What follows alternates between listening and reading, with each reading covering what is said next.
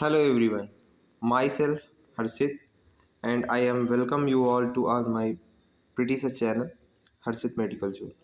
So students, आज मैं आपको डिस्कस करूँगा कि आपके जो फिज़िक्स में और केमिस्ट्री में जो आपके कुछ इंपॉर्टेंट कॉन्सेप्ट जहाँ पे आप मिस कर जाते हैं, जहाँ पे बेसिक कैलकुलेशन रहती है, उस चीज़ को मैं आज डील करने का ट्राई करूँगा। ठीक है, सबसे पहले मैं आपको बता दूँ कि अगर आप फिज़िक्स में डील करते हैं और आपको फिज़िक्स में बेसिक मैथ्स नहीं आता है, बेसिक मैथ्स का मतलब साइन के क्वाड्रेंट की वैल्यू 90 प्लस थीटा या 270 प्लस थीटा माइनस थीटा, या कोई भी ऐसा साइन 2a का फार्मूला है ना, या tan a प्लस बी का फार्मूला, ऐसे फार्मूले, या आपको ट्राइंगल निकालना नहीं आता, या आपको बेसिक में मैथ कैलकुलेशन करना नहीं आता, तो लॉग की वैल्यू नहीं आती, या कुछ भी ऐसा जो कि आपको फिज़िक्स में बेसिकली यूज़ होता रहता है ना।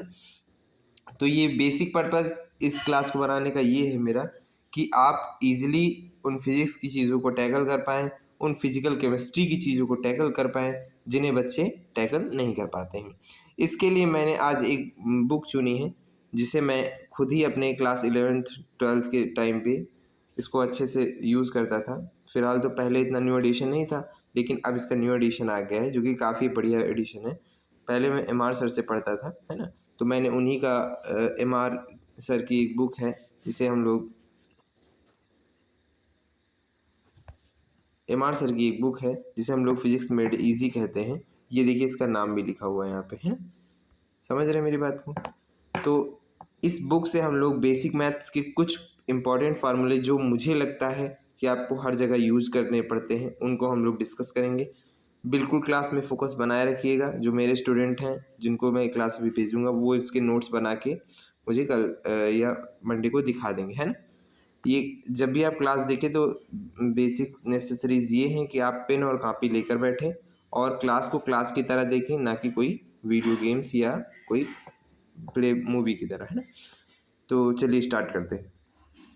सबसे फर्स्ट वाला जो हमारे पास टॉपिक आता है वो आता है कि बाइनोमियल एक्सप्रेशन। ये बाइनोमियल एक्सप्रेशन होता क्या है बेटा? अगर हम देखें, कभी कभी हमारे पास ऐसी इक्वेशंस आ जाती हैं जिनमें ये लिखा रहता है कि 1 माइनस कुछ, यहाँ पे माना x लिखा रहता है ना, कुछ का मतलब x मान सकते हैं। x एक वैल्यू ऐसी है जो कि हम लोग अपने हिसाब से रख सकते हैं ना। माना यहाँ पे क्या लिखा रहता है, कोई भी वैल्यू रखी रहती है ना, कोई वैल्यू रखने का मतलब मैं x मान रहा हूँ।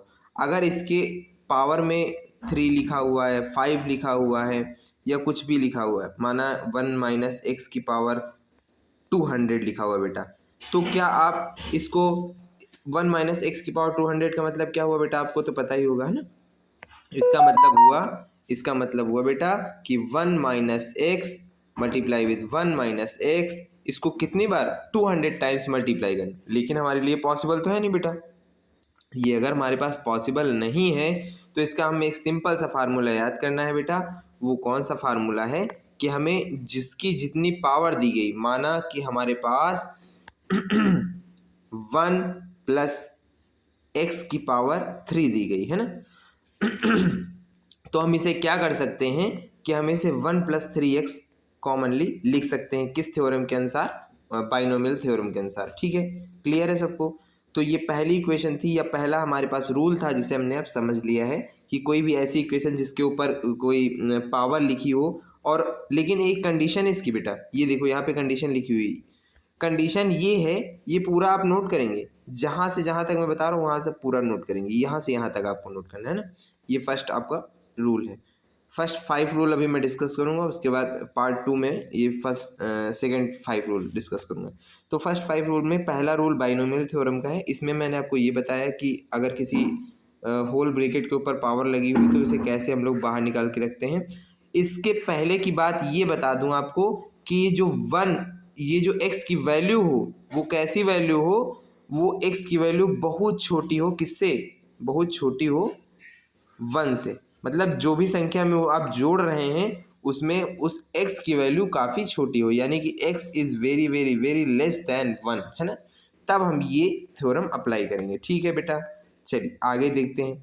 आगे मेनली ये क्लास 9th के फार्मूले हैं, ये तो आपको बिल्कुल आने चाहिए। प्लस बी का होल स्क्वायर क्या होता है, माइनस बी का होल स्क्वायर क्या होता है, ए क्यूब प्लस बी क्यूब का फार्मूला क्या होता है, ये तो आपको बेसिकली पता होना चाहिए। तो इसको भी नोट डाउन करेंगे, क्योंकि आपको फिजिक्स में कहीं कहीं पर ये यूज़ होता है, जैसे ग्रेविटेशन वाले चैप्टर हो गए, वहाँ पे ये है ना, थोड़े बहुत चैप्टर ऐसे यूज होते हैं।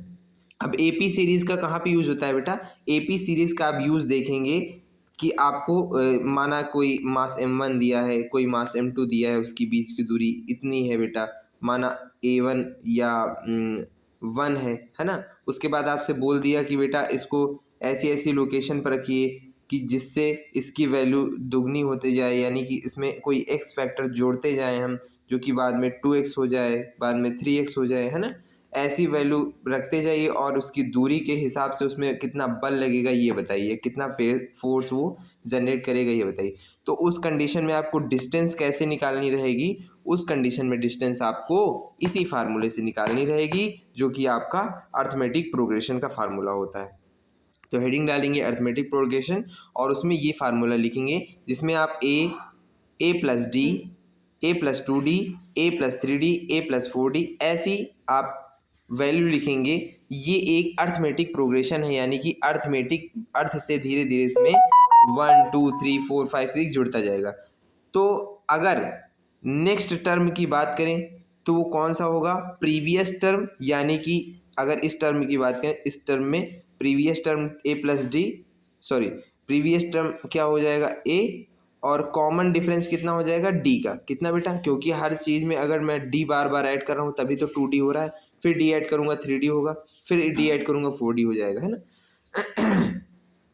तो इसका फार्मूला क्या हो जाएगा, डिफरेंस अगर आपसे पूछा जाए कितना होगा या डिफरेंस कितना होगा, तो कॉमन डिफरेंस कितना होगा, जो nth टर्म यानी कि जो nth टर्म है उससे एक माइनस, यानी कि अगर मैंने इसको nth टर्म माना, यानी कि मैंने अगर इसको nth टर्म माना, मैं अभी एक बार फिर से हाईलाइट कर देता हूँ, मैंने अगर इसको nth टर्म माना तो n-1 यानी कि ये वाला nth टर्म मैंने अगर इसको माना, इसको, तो n-1 यानी कि ये वाला टर्म, इससे माइनस करने पर हमें कॉमन डिफरेंस मिल जाएगा, यानी कि a plus 4d minus a minus 3d, तो हमारे पास एक कॉमन डिफरेंस आ जाएगा, जिसे हम एपी सीरीज़ में फाइंड आउट करेंगे।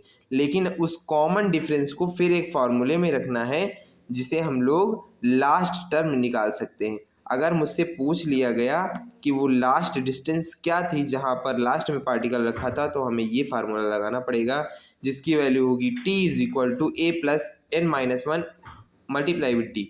तो बेटा ये d क्या है, ये कॉमन डिफरेंस अभी हमने निकाला कि nth term minus n-1 term, है ना, यही वाला फार्मूला भी मैंने बताया, यही फार्मूला पीछे जो बताया वही है d वाला, है ना। तो इसको इस तरह निकालेंगे, है ना बेटा। अब मुझे बताओ कि ये जो a है, a क्या है बेटा, ये फर्स्ट टर्म है। माना कि अगर मैंने वैल्यू ली 5 प्लस, सॉरी, अगर मैंने ली 5 कॉमा 5 प्लस 2, फिर 2a है, माना ये 2a है, फिर 5 प्लस 3a, ऐसी ऐसी वैल्यू ले रहा हूँ मैं। उसके बाद मैं क्या करूँगा, ये 5 जो है इसको क्या मानूंगा, क्योंकि ये सबसे पहला टर्म है तो इसे फर्स्ट टर्म मानूंगा, तो a की जगह पे क्या रखूँगा, 5 रखूँगा। तो बेटा लास्ट टर्म निकालने के लिए हमें पहले फर्स्ट टर्म पता होना चाहिए, फिर डिफरेंस पता होना चाहिए, और n-1 तो आप जानते हैं कि जितने नंबर ऑफ टर्न हो गए, नंबर ऑफ टर्न यानी कि यहाँ पे अगर बात करें तो कितने टर्न हैं, 1 2, सॉरी यहाँ पे आपको क्लियर नहीं होगा, मैं आपको क्लियर कर देता हूँ, देखो मैं बताता हूँ। अगर मैं इसको डिलीट कर रहा हूँ और इधर पीछे फिर से नीचे आते हैं, तो इसमें कितने टर्म है, 1, अंडरलाइन करना पड़ेगा बेटा, 1 2 3 4 5, कितने टर्म है, 5, तो यहाँ पे वैल्यू क्या रख देंगे, 5 रख देंगे। तो नंबर ऑफ टर्न यानी कि 5 माइनस 1, तो क्या हो जाएगा, 4 हो जाएगा, ठीक है बेटा। अब अगर इसमें पूछा जाए तुमसे कि इसकी मतलब अगर तुमसे पूछा जाए कि जो nth टर्म है उससे कुछ और सी एक वैल्यू निकालोगे, तो एस का मतलब एडिशनल, टोटल ऐड करने पर कितना मिलेगा, उसका फार्मूला ये है ना। इसको भी आप तुरंत लिख लीजिए, है ना। जो भी चीज़ नहीं समझ में आएगी बेटा मुझसे क्लासरूम में एक बार पूछ लीजिएगा आप लोग, है ना, क्योंकि मुझे समझ में आ रहा है कि आपको ये समझ में। ओके, नेक्स्ट में मैंने आपको एडिशनल का फार्मूला बता दिया। सेकेंड आपका जीपी सीरीज आता है। जीपी सीरीज का मतलब होता है जियोमेट्रिक प्रोग्रेशन। जियोमेट्रिक प्रोग्रेशन का मतलब उसकी जियोमेट्रिकल वैल्यू बढ़ रही है ना, यानी कि किसी की पावर का बढ़ना क्या कहलाता है, जियोमेट्रिक प्रोग्रेशन कहलाता है बेटा। अगर किसी चीज़ की पावर पहले ए थी और उसके बाद उसकी मल्टीप्लाई में आर और उसकी पावर क्या हो गई 1, उसके बाद फिर से उसकी पावर बढ़ी ए आर की पावर 2, फिर उसके बाद उसकी पावर फिर से बढ़ गई a r to the power 3। तो इस तरह की वैल्यू में आप उसके कॉमन रेशियो यानी कि उसकी कॉमन रेशियो वाली वैल्यू कैसे निकालेंगे, तो उसमें भी आपको nth टर्म यानी कि पहला और n-1 यानी कि उससे पहला वाला आपको पता होना चाहिए। nth अगर आपने इसको माना तो n-1 आपको इसको मानना पड़ेगा। ठीक है, क्लियर है, क्लियर है कि नहीं क्लियर है? ठीक, तो ये कॉमन रेशियो का फार्मूला हो जाएगा, इसको नोट कर लीजिए, है ना। सम कैसे निकालेंगे, a upon 1 minus r, a upon 1 minus r, ये valid when r is less than 1। ठीक है बेटा, सम अगर निकालें हम तो ये कैसे निकलेगा, इसकी वैल्यू क्योंकि 1 से स्टार्ट हुआ था और उसके बाद 1 अपॉन 1 माइनस आर क्या निकला हमारे पास, आर क्या है कॉमन रेशियो, तो आर कॉमन रेशियो कितना निकलेगा 1/2, 1/2 ही तो निकलेगा इसको जब आप रखेंगे, है ना। इसको रखने के बाद 1/2 आए, अगर इसका सम करेंगे तो कितना आ जाएगा 2 आ जाएगा। ठीक है, दूसरा एग्जाम्पल में ये ले लिया गया। अगर आप लोग को एग्जाम्पल भी डिस्कस कराने हैं तो एक बार कमेंट सेक्शन में कमेंट कर दीजिएगा, वो भी कर दूंगा। क्लियर हो गया कि नहीं क्लियर हो गया? आपको फार्मूला कौन सा याद रखना है सम का, ए अपॉन 1 माइनस आर, आर मतलब कॉमन डिफरेंस, है ना। कॉमन डिफरेंस कैसे निकलेगा, nth टर्म यानी कि लास्ट का टर्म या कोई भी टर्म उससे पहले का टर्म नीचे, आगे वाला टर्म ऊपर, पीछे वाला टर्म नीचे, आगे पीछे, है ना, आगे नीचे वाला। ठीक है बेटा, क्वाड्रेटिक इक्वेशन क्या है बेटा, क्वाड्रेटिक इक्वेशन आपको याद करनी पड़ेगी, x बराबर minus b plus minus under root b square minus 4ac upon 2a। ये बच्चे को पता होती है इक्वेशन, कक्षा 9 में भी ये इक्वेशन है, 10th में भी इक्वेशन है, 11th में भी। तो उसमें आपको रूट्स ऑफ इक्वेशन निकालने का मिल जाता है मौका।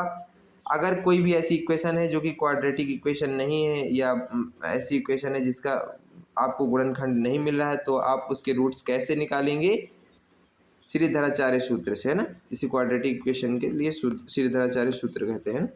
ठीक, इसको आप जैसे ही लिख लें, इसके बाद लॉगरिथम जो कि मोस्ट इम्पॉर्टेंट बेटा, इसके बिना आप सवाल कर ही नहीं पाएंगे। इसका मान लीजिए कि ये राम है, इस फिजिक्स की दुनिया में लॉगरिथम राम है, इसके बिना कुछ होना ही नहीं बेटा। हर जगह लॉग की वैल्यू, हर जगह एंटी लॉग की वैल्यू, हर जगह इंटीग्रेशन डिफरेंशिएशन में भी लॉग। तो लॉग में आपको क्या पता होना चाहिए, log e to the power x, इसे क्या बोलेंगे log e to the power x. अगर log e to the power x लिखा है तो उसको log 10x में, log बेस 10x में कन्वर्ट करने के लिए 2.303 से मल्टीप्लाई करना पड़ेगा। ठीक है, किससे बेटा, अगर कोई चीज़ log e to the power x में दी गई है, log e to the power x में दी गई है, तो उसे log बेस 10x में कन्वर्ट करने के लिए 2.303 से मल्टीप्लाई करना पड़ेगा। ये सार्वभौमिक सत्य है। क्लियर है बेटा। उसके बाद अगर हम बात करें log x इंटू वाई, तो इसको क्या लिख सकते हैं log x plus log y, है ना। दूसरी जगह हम बात करें log x बाई वाई को क्या लिख सकते हैं हम log x minus log y, है ना। बेटा ये रिवीजन करा रहा हूँ आपको, x y क्या हो सकते हैं, कोई भी नंबर हो सकते हैं। अगर यहाँ पे 5 × 3 लिखा हुआ है तो log 5 × 3 को क्या लिख सकते हैं log 5 प्लस log 3, है ना। log 5/3 लिखा है तो log 5 माइनस log 3 ये लिखेंगे।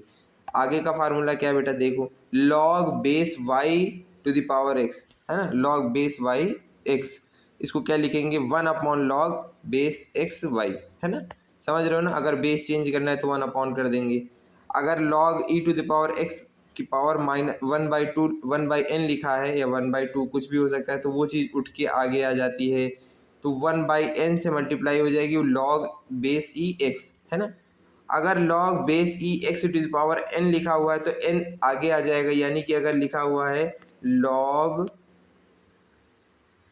Base e x to the power 5, तो 5 कहाँ चला जाएगा बेटा आगे, 5 जैसे ही आगे जाएगा तो 5 log ई बेस एक्स, ये इसकी आंसर हो जाएगा, है ना। समझ रहे हो मेरी बात।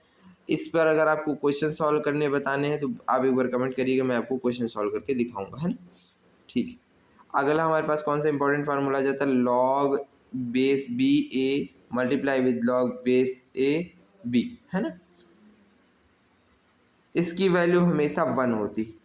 अगर कोई दोनों संख्याएं आपस में गुणा कर रही हैं, ये दोनों फिर आपस में बेस चेंज करके फिर से वो गुणा कर रहे हैं, तो इसकी वैल्यू कितनी हो जाएगी, 1।